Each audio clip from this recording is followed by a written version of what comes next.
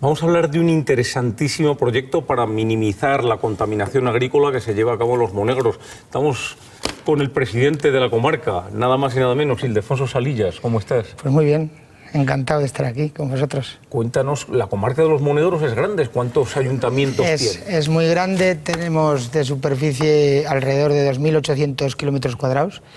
Y comprendemos... 2.800 kilómetros cuadrados. En hectáreas serán... Pues 274.000. 280.000, claro. Sí, casi 280.000. Sí. Una barbaridad. Una barbaridad, sí. Bueno, Los Monegros es conocido por su aridez, sí. Pero ahora la cosa ya no es así.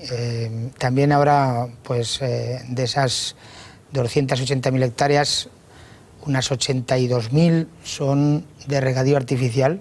Fíjate, claro. Y somos la mancha de regadío artificial más grande de Europa. Fíjate. Con lo cual hemos tenido que hacer este proyecto. Claro, lo hemos hecho necesariamente para... ¿Cómo estás, don Manuel? Muy bien, Juan. La verdad es que tengo que decir que esperanzado, ¿no? Porque en los tiempos que corren, y aquí que no hablamos de política, pues casi es hoy una realidad. Estamos viviendo, nos va a contar Ildefonso, un proyecto maravilloso en el que, bueno, pues administraciones y entidades de diferentes signo político se han puesto de acuerdo para algo tan interesante como es el proyecto, ¿no? Vamos a ver el reportaje que hemos elaborado y luego nos lo termina de contar Ildefonso.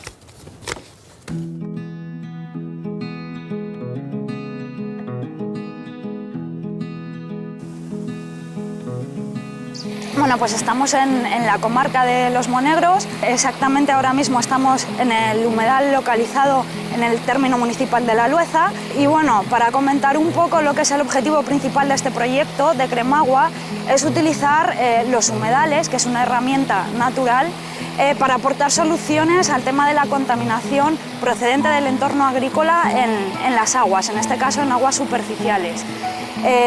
Nosotros utilizamos los humedales, es decir, la construcción y restauración de humedales, como un método, como una herramienta para mejorar la calidad del agua, es decir, para eliminar todos aquellos contaminantes que pueden venir aportados por los flujos de retorno de regadío.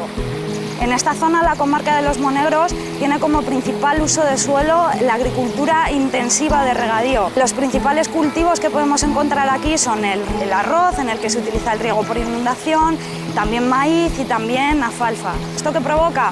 Que estos flujos de retorno de regadío, es decir, este agua de riego que se utiliza, retorne hacia el río, provocando una elevación bastante importante de las concentraciones de ciertos parámetros contaminantes, como son los nitratos, también sólidos en suspensión. Para llevar a cabo la construcción y restauración de estos humedales, hemos utilizado técnicas que se lleven a cabo con la máxima naturalidad posible, es decir, que se acoplen de una manera bastante suave con el entorno que tenemos aquí.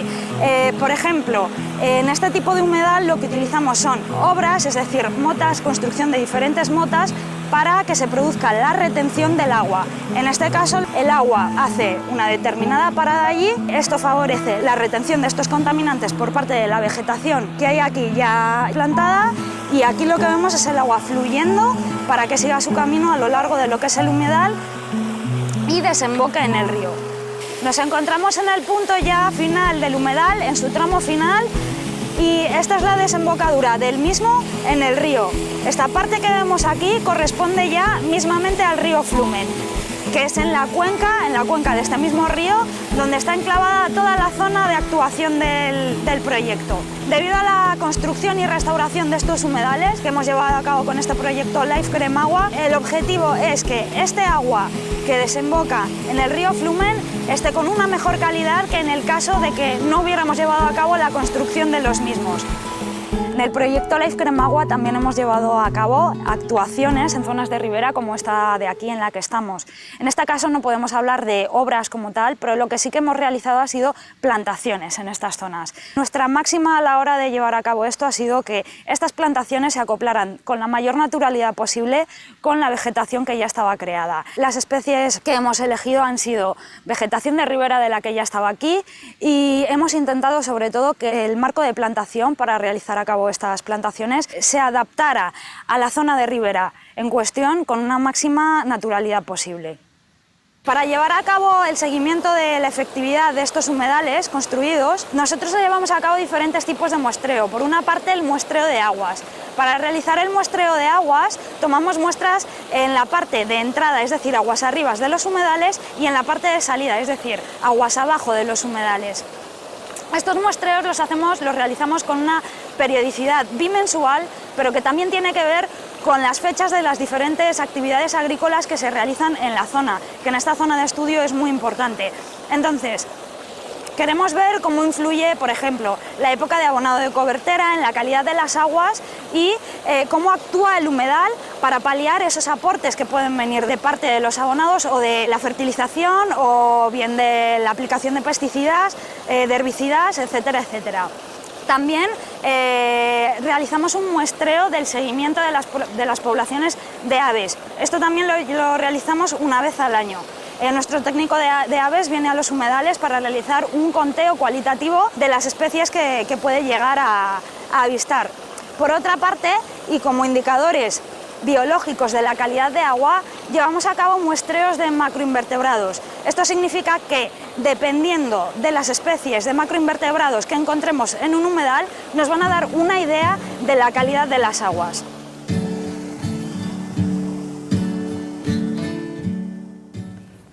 Ildefonso, Nadia en el reportaje lo ha explicado muy bien, pero demasiado denso, creo yo. Explícanos en pocas palabras en qué consiste el proyecto, que es depurar un poco las aguas a través de la vegetación palustre, claro, ¿no? Es que Nadia es científica y tiene que explicar muchas cosas, ¿no? Nosotros cuando íbamos por los municipios a explicar esto, pues simplemente, aunque lo desarrollábamos bastante, pero simplemente decíamos, el proyecto consiste en que es un filtro verde para reducir los nitratos y los fosfatos. Las plantas verdes fijan los nitratos y bajan el nivel de nitrógeno. Es una cosa fácil de entender. Ajá, Esa agua que sobra de los regadíos, pues va por acerbas o por barrancos al flumen y el proyecto se ha tratado de pararla, el agua. Se han hecho hasta bancales en algunos sitios, esos que pues en algunos sitios de tierra, en otros sitios hemos utilizado gaviones porque había mucha pendiente para que no se lleve pues con una tormenta la tierra y bueno, pues al extender el agua y tardar más a llegar al flumen, con esos, en algunos sitios casi todos son carrizos, pues el carrizo se absorbe el nitrato y llega mucho más pura otra vez al flumen. Claro, bueno, los resultados han sido espectaculares. Los resultados dijeron que los veríais en 5 años. ¿Qué ha pasado? Que empezaríamos a verlos en 5 años, pero llevamos 2 años con el proyecto ya acabado, sobre todo el de humedales, de los 16 humedales que hemos hecho ahí en Monegros, y la verdad es que la media de los humedales nos da un resultado de que los nitratos han bajado un 50% ya. Fíjate, en solo 2 años. En solo 2 años. Y bueno, deberán tener un alcance, por lo que nos dicen los científicos, el humedal de unos 25 años hasta que esté colmatado, porque claro, no hay que olvidar de que los carrizos están cada vez más espesos, o sea, ahora llevan 2 años y son muy espesos ya, pero en 25 años, pues bueno, también las avenidas habrán colmatado todo también de limos, en fin, no será ya tan efectivo, habrá que pensar en otra cosa, pero bueno, nosotros ya hemos demostrado que se puede hacer. Sí. Oye, los humedales que habéis instalado, ¿lo habéis hecho en antiguos humedales que había en Monegros o en zonas más o menos palustres o no? No. A ver, están las riberas, que están al lado del flumen, y luego los demás humedales se han instalado 4 donde normalmente discurre el agua, que son barrancos, como he dicho, o acerbes que recogen las escorrentías de los nuevos regadíos, y hay algunos que son, podríamos decir que están puestos en los aledaños, ¿no? Entonces, la zona de influencia de los humedales, pues a lo mejor debe ser de unas 500 hectáreas, porque hemos trabajado en 137 hectáreas efectivas de humedales, ¿no? Y hemos, bueno, cambiado unas 70 hectáreas de riberas del flumen. Entonces, todo eso hace que haya cambiado mucho las cosas, ¿no? La otra pata del proyecto era la biodiversidad y, como antes hemos estado comentando, los animales son muy listos y en el momento que hay agua y vegetación, ahí van. Claro. Entonces, eso es Se ha una cosa... enriquecido mucho la biodiversidad. Claro. ¿Qué especies así nuevas y atractivas Bueno, habéis a ver, observado? son del terreno. Entonces ahí hemos tenido la suerte de que la laguna de Saeñena ya tiene 200 hectáreas y es un humedal donde las aves migratorias 200, están ahí, ¿no? Era antes endorreica, pero ahora con los nuevos regadíos, pues bueno, mantiene un nivel, ¿eh? No es como Gallo Canta, que cuando llueve mucho tiene agua, cuando zonas secas entonces se seca. Antes era también así, ahora bueno, ya mantiene un nivel en 200 hectáreas de una media de 1 metro de altura y la verdad es que las poblaciones de aves son muy importantes ahí. Por ejemplo, la población de ave toro es... tenemos en la laguna de Saeñena más parejas de ave toro que en ningún sitio de toda España. Debe haber unas 78 parejas de ave toro. Fíjate, mira cómo le interesa. Y entonces, pues, Eso es un dato es valiosísimo, una ¿no? riqueza. Entonces, lo que me preguntabas de las especies, al tenerlas cercas, pues bueno, pues la grulla, la garza real, todas estas más grandes y los anades y todo esto han venido enseguida. Y luego más pequeños, pues ya tenemos de todas clases, ¿no? Jilgueros, pero son especies de allí muy comunes. Oye, una cosa que yo me he dado cuenta en mis viajes que hago por allí, por los Monegros, es curioso, pero están aumentando allí las manadas, que me lo ha contado una hermana mía que vive allí, que hay manadas de venado, de ciervo. Sí, eso es verdad. Y eso, que están, pero sueltos, ¿no? Porque no Sí. pertenecen a algunas... Bueno, sí, en la zona nuestra de Monegros, en una zona que se llama La Valcuerna, ahí ha habido siempre ciervos, Sí. pero siempre. Históricamente. Históricamente. A mí me lo contaba Jaime de Foxá, que había... Bueno, los reyes, los Sí, sí, antiguos sí, reyes sí. de Aragón, era un vedado de ciervos, antiguamente, históricamente. Lo que pasa que es lo mismo que pasa con los jabalíes, o sea, todas las especies pues son muy listas y cuando tienen comida se proliferan y cuando no la tienen... Oportunistas. Claro, los jabalíes mismo en los Monegros pues han proliferado. Claro, y a mí me Mucho. han dicho que hacen daño Porque a los sí, cultivos. porque hay mucho maíz ahora en los Monegros, en esta zona de regadío que tenemos.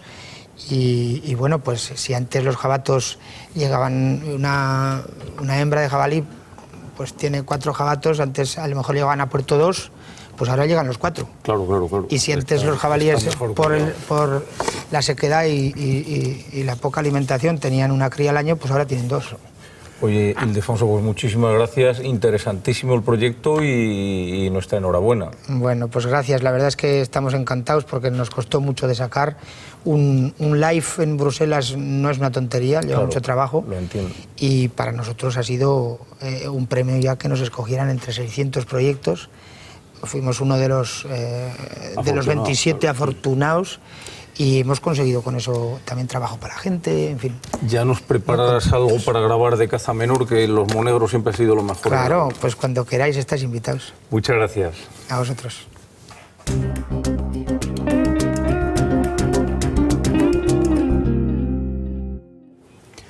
Bueno, Joséchu, una estampa perdicera, por lo que veo. Siempre, ya sabes que me tiene que dar tiempo en una hora a hacer... Ya, Antonio Montero yo creo que te ha inspirado en su día de Sí, caza en es que Toledo. hemos empezado hablando de la caza en mano, del ojeo y tal, pero a mí la caza en mano, como tú comprenderás que era la favorita de tu padre, la caza de perdiz. Y aquí pues es una escenita del perro, bueno, un bandito de perdices, un bandito corto. Pero yo sigo, Joséchu, practicando este tipo de caza y me doy cuenta que soy de los pocos privilegiados que puedo cazar un par de perdices o 3 salvajes.